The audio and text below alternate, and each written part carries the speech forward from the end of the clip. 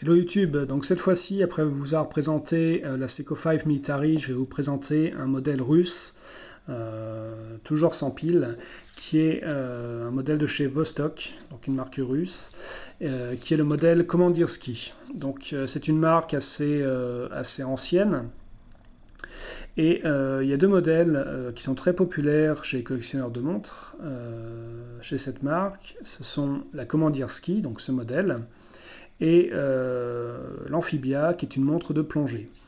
Donc l'Amphibia, c'est une montre de plongée automatique. La Commandersky, c'est une montre pas de plongée, mais qui résiste largement aux éclaboussures, et qui est mécanique. Donc il faut la remonter régulièrement, sans quoi elle s'arrête. Elle est ici montée sur un bracelet NATO de couleur coyote. C'est pas le bracelet d'origine. Déjà, un bracelet NATO sur une montre russe, ce serait un peu paradoxal. Le bracelet d'origine que les collectionneurs ne gardent jamais, puisque là, pour le coup, la qualité est vraiment pourrie. La montre est de bonne qualité, mais le bracelet, c'est pas du tout ça.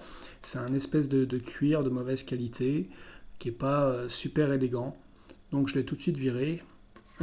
C'est du 18 mm, la largeur des pompes. Donc les bracelets NATO fonctionnent. Les montres Vostok étaient apparemment beaucoup utilisées par les militaires, et on retrouve beaucoup des éléments militaires au niveau de la décoration. Donc pas forcément sur celle-ci, mais vous trouverez, si vous cherchez sur eBay le mot-clé Vostok, vous allez trouver beaucoup de montres avec soit des chars dessus, soit des avions de chasse.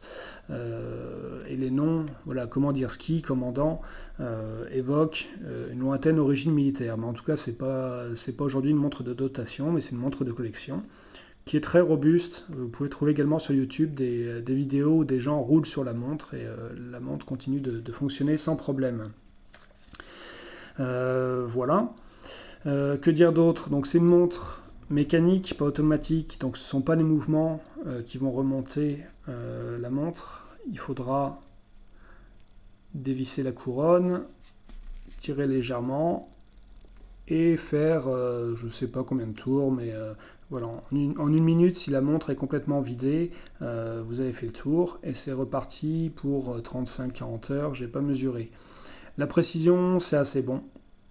La qualité de construction, donc à part le bracelet, c'est du super robuste. C'est un look un peu old school. La lunette, elle sert surtout pour la déco, parce qu'elle tourne dans les deux sens, et de toute façon, c'est pas une montre de plongée, mais bon, voilà, si vous souhaitez faire partir un pseudo-chrono pour 10 minutes, vous mettez le point rouge sur l'aiguille des minutes, et ça pourra vous aider. Un poids assez conséquent, surtout quand on compare aux montres plastiques actuelles. Au niveau du fond, la gravure est assez jolie. Donc c'est à l'emblème. Avant c'était à l'emblème de l'URSS, maintenant c'est à l'emblème de la Grande Russie avec le blason. Blason qu'on retrouve sur ce modèle-ci, ici, donc l'aigle à deux têtes, qui a vraiment un look sympa, et l'étoile rouge qui nous rappelle l'armée rouge.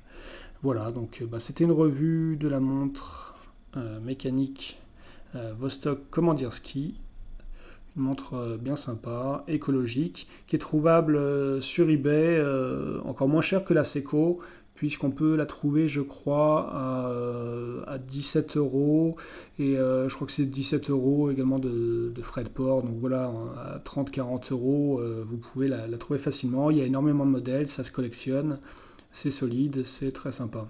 Voilà, à bientôt.